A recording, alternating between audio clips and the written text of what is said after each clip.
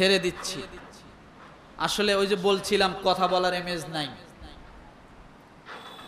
মাঝে মাঝে অনেক কষ্ট লাগে কিছু মানুষের চিন্তাধারা দেখে। কথা বলতে চাই না, কিন্তু ওই যে একটা কথা বলছিলাম, বলতে কথা বোঝেন নাই, কথা বলতে হয়। ফজরের নামাজ জামাতের সাথে পড়ে না, আউয়াল ওয়াক্তের খবর খোঁজে যে নামাজ আউয়াল ওয়াক্ত হলো কিনা, ইমাম সাহেব নামাজ আউয়াল ওয়াক্ত পড়াইলো কিনা এই খোঁজে। অথচ একই ব্যক্তি ফজরের নামাজের সময় নাক ডেকে ঘুমায়, যে ফরজ হুকুম ওটা পালন করে না, আর সে এসে খোঁজে যে আউয়াল ওয়াক্তে ইমাম সাহেব নামাজ পড়ায় কিনা। এগুলো মাঝে মাঝে আঘাত করে, বুঝছেন, আঘাত করে। একজন মানুষে যে আপনারা আছেন, বলেন তো, এই যে শুরু থেকে যেটুক কথা শুনলেন, এতে কিছু বুঝছেন না, বোঝেন নাই? আচ্ছা, ওই একটা মানুষ যদি শেষে আসিয়া সে যদি চিন্তা করে আমি সবার আগে যাবো, তাহলে ওই মানুষটার এই কথার মর্যাদাটা কি বুঝবে? বুঝবে কিছু? আপনারা অনেক আছেন যে 11টা, 11:30, 10 মানে 12টার আগেই চলে আসেন। আর যে মানুষটা সব সময় নিচতলায় নামাজ পড়ার সুযোগ হয় না, উপরতলা, দোতলা, 3তলা ছাড়া, ওই মানুষটা এই কথার মূল্য কি বুঝবে? আর একটা জিনিস কি, এটা এমন না যে মোবাইলের কথা বলতেছি হট করে কেটে দিলাম, কেটে গেল। এ কথা শুরু যেমন আছে, এর শেষটা বুঝিয়ে শেষ করতে হবে। আর আমি যদি বুঝাইতে ব্যর্থ হই, আপনি বিভ্রান্তিতে পড়বেন। আপনি বলবেন হুজুর শুরু করলো কই আর শেষ করলো কোথায়, আগামাতে কিছুই পাইলাম না। কথাটা বোঝেন নাই আমার? তো যারা সমালোচনা করে, আমি তাদেরকে সাবধান করে দেই, আমি যেমন তেমন না, আমি যেই সেই না। আমি সাবধান করে দিলাম, যদি কথা বলা, কথা শোনার মতো সৎ সাহস থাকে, আগে আসতে হবে, ফার্স্ট টু লাস্ট শুনতে হবে, তাহলে বোঝা যাবে। ওই শেষে আসিয়া বলবেন নামাজের আউয়াল ওয়াক্তে নামাজ পড়ায় না কে, ওই মসলা আপনার থেকে আমার ভালো জানা আছে, আমি ছুলে ফেলামু একেবারে, ও মসলা আমার ভালো জানা আছে। গত শুক্রবার অফিস ছিল, আমি 10টা বিষয় গত জুমা আলোচনা করছিলাম, মনে আছে? আচ্ছা, এটা কি খারাপ কিছু বলছিলাম? প্রত্যেকটা কথা কোরআনের আয়াত দিয়ে দলিল দিয়ে দিছি। আপনার কাজ থাকতেই পারে, হাজার কাজের ব্যস্ততার মানুষও ডাক্তারের কাছে যা সিরিয়াল দেয়, আপনার মন মতো হয় না। আপনার মন মতো হয় না। তা আপনার এখানে সহ্য হয় না কেন? এখানে কোরআন হাদিসের কথা শুনতে সহ্য হয় না কেন? বড় পণ্ডিত আপনি, কোন জায়গায় চাকরি করেন? গত জুমায় কোন জায়গায় অফিস খোলা ছিল?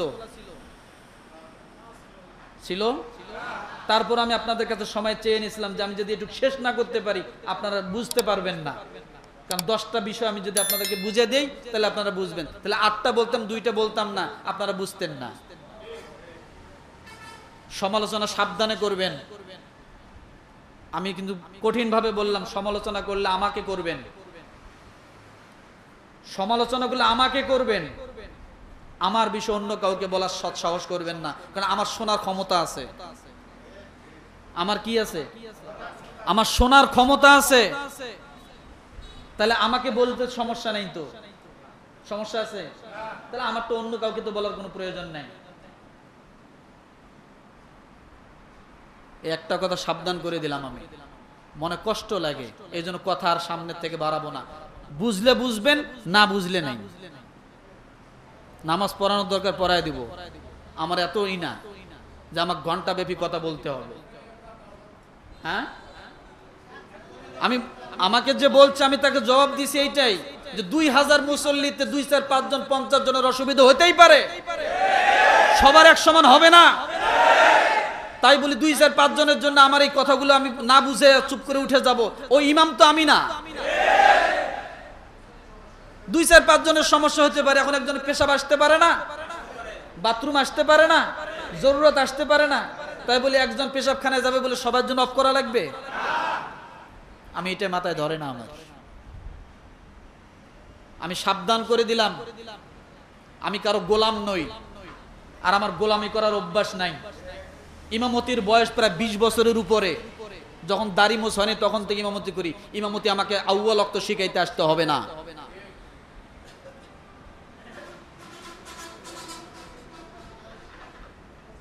আউয়াল ওয়াক্ত চেনেন? জামাতের সাথে নামাজ পড়তে হয়, এটা চেনেন না? এটা বোঝেন না? রসুল যে বলছে যে আমার ইচ্ছা হয় যে তার ঘরটা আমি আগুন দিয়ে জ্বালায় দেই যদি ছোট ছোট শিশু বাচ্চারা না থাকতো। এই হাদিস আপনি পড়েন না, গেলে আউয়াল ওয়াক্তের হাদিস পড়ে আসছেন? হ্যাঁ, রাগ করলেন? আপনারা কি আসলে আমার আলোচনায় যদি কষ্ট পান, আমি এত আলোচনা করব না। এত আলোচনা করার কোনো প্রয়োজন নেই আমার। আমি রাত 2টায় ঘুমাইছি, বিশ্বাস করেন, পড়তে পড়তে। আবার ফজরে পরে যা পড়া শুরু করছি, কারণ শুধু পড়লে তো হবে না, কথাগুলো গোছাইতে হবে, সাজাইতে হবে, লিখতে হবে, দলিল আনতে হবে, তারপরে না কথাগুলো বলতে হবে। এমনি এমনি না।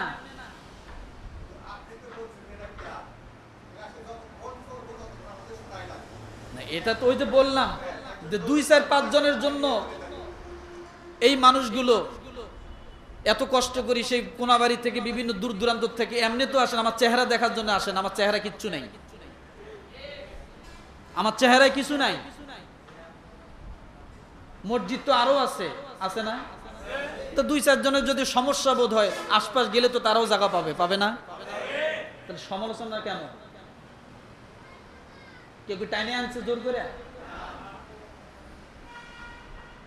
সাবধান করে দিলাম, আমার বিষয় কিছু বলতে হলে আমাকে বলবেন, আমার শোনার ক্ষমতা আছে।